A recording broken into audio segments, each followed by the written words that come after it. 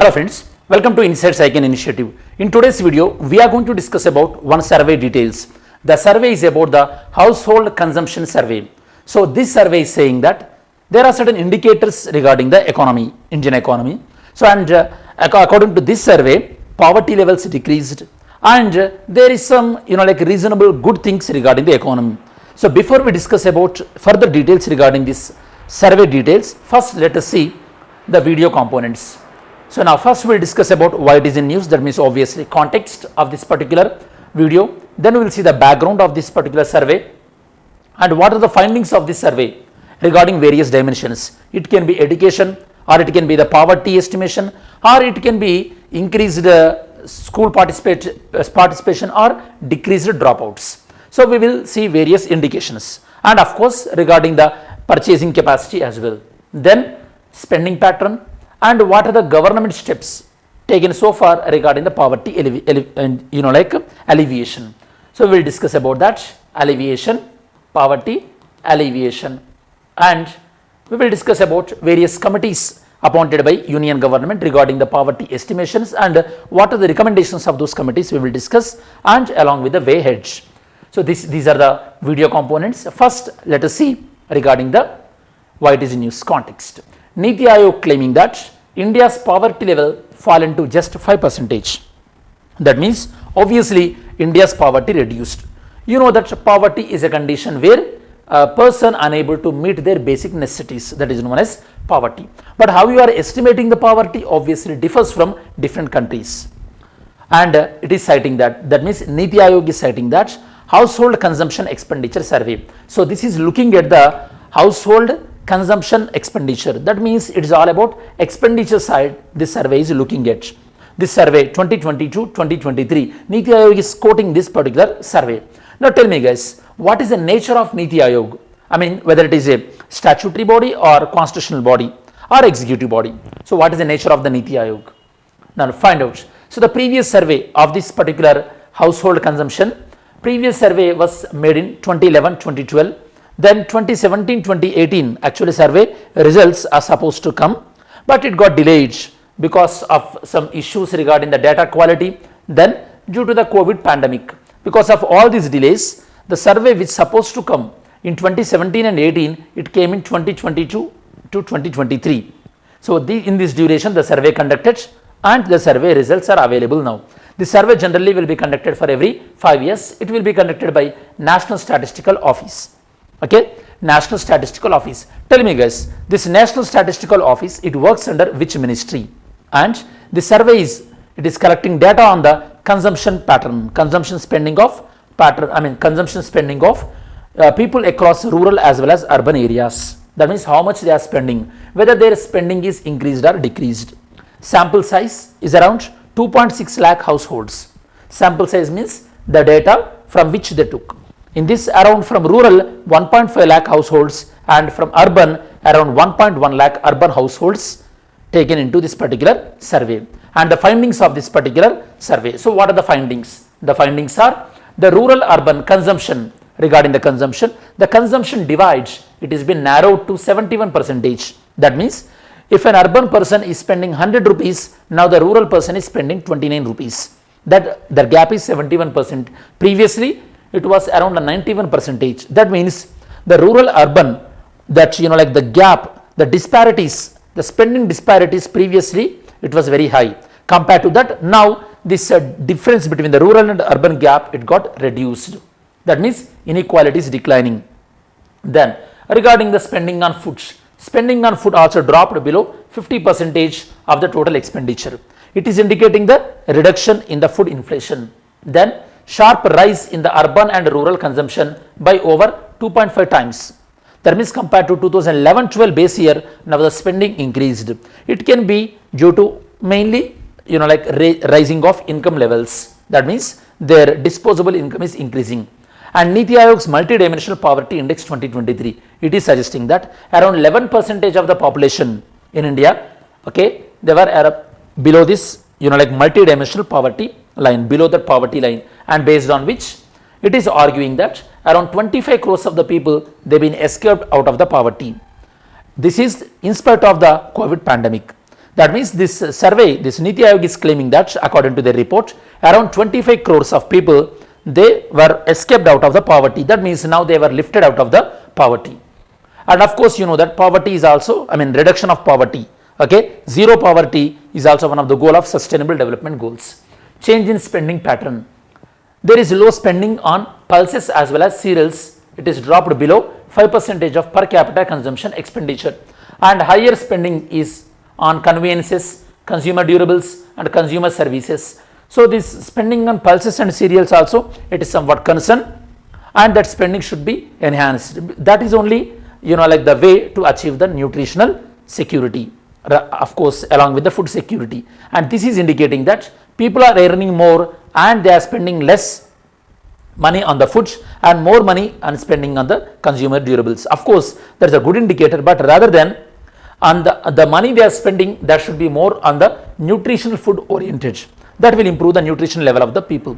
Within the foods, the consumption of beverages, processed food, milk and fruits is going up. See here, the consumption of the processed food is going up. This is the very bad indicator of the health, because it produces unhealthy population. That means that will diminish the effect of the demographic dividend. That we have to understand here. Then government steps.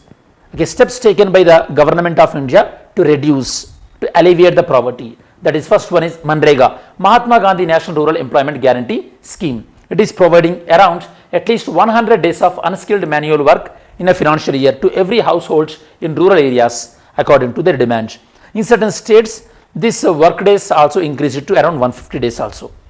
And there is a growing demand that the Manrega should be linked with the agricultural labor as well. Next, this also created the assets, okay, that is productive assets in the rural area. Next, National Food Security Act NFSA 2013. This is giving around 67% of the population. Now they are getting food grains as their entitlement. Out of that 67%, 75% in rural area and 50% in the urban area. They are getting food grains as their entitlement according to National Food Security Act. And you have to remember here, National Food Security Act was introduced in the UPA 2. It was passed in 2013, like I said earlier. Pradhan Mantri Ujjwal Yojana, it is providing the LPG connection, free connection to the people below, people who are in the below poverty line. Of course, this encouraged obviously the quality of life of women.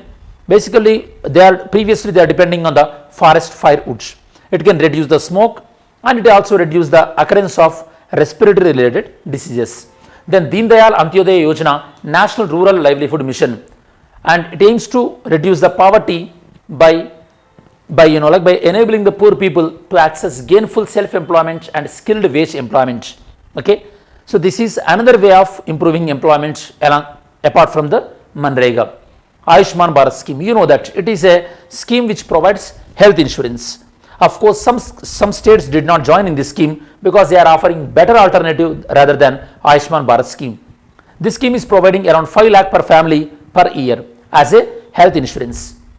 And the main objective of this particular project is to reduce the burden, to reduce the financial burden regarding the medical treatments, and thereby preventing them falling deeper into the poverty. You know that because most of the times this middle class, they are spending majority of their money on health related issues. Committee regarding the poverty estimation. Okay, Lagdawala committee. This Lagdawala committee, it was appointed in 1993, and following our observations of this committee suggested that consumption expenditure should be calculated based on calorie consumption, like how much food grain, how much food they are buying. Then a state specific poverty line should be constructed, because different states are having different poverty levels. If you know the state specific poverty line by taking consumer price index of industrial workers in urban area and consumer price index of agriculture labor in the rural area, so that we can take state specific measures to alleviate the poverty. Next, discontinuation of scaling of poverty estimation based on national account statistics. Okay, rather than basing on the national account statistics, we should shift to the poverty estimation based on the calorie consumption. So these are some of the suggestions of Lagdawala committee. Next, Tendulkar committee 2009. This committee constituted in 2005 and they submitted the report in 2009. This committee suggested that shifting away from calorie consumption based to, and the poverty should be estimated based on the private expenditure. That means how much money they are spending on health, education while estimating the poverty. So this committee given much emphasis to the expenditure pattern on health and education rather than on the calories. And instead of the monthly household consumption expenditure was broken into per person per day consumption. That means how much a person is consuming a day rather than taking for a whole month, because in a month some days they may get food, some days they may not get food. So rather than that, it should be calculated based on day, which results that around 32 rupees as well as 26 rupees, 32 rupees a day for urban as well as 26 rupees per day in a rural area. That is a bare minimum required according to those days. Rangarajan committee, it separated the consumption brackets for rural as well as the urban area. Obviously, because the rural consumption pattern as well as the urban consumption pattern differs. So it separated that consumption pattern, and this committee raised daily per capita expenditure to 47 rupees to urban and 32 rupees to rural. And this committee reports, whatever the report submitted, that report did not taken into consideration by the government. So it was not been implemented. Now at the moment government is using the recommendations of Tendulkar committee recommendations. So these are the various committees regarding the poverty estimation. And we also check the poverty alleviation programs as well. Yesterday's video question: which of the following country is not the current member of the Collective Security Treaty Organization? Uzbekistan. In yesterday's video we discussed that Uzbekistan did not renew their membership in the CSTO. Next, let's see today's video question. Consider the following statement: poverty line estimation in India is based on income level. Second one, poverty estimation in India is carried out by NITI Aayog task force. Which one is the right one? Main question: effectively addressing the poverty in India requires not only the implementing income enhancing policies but also prioritizing nutritional outcomes. So we have to prioritize nutritional outcomes.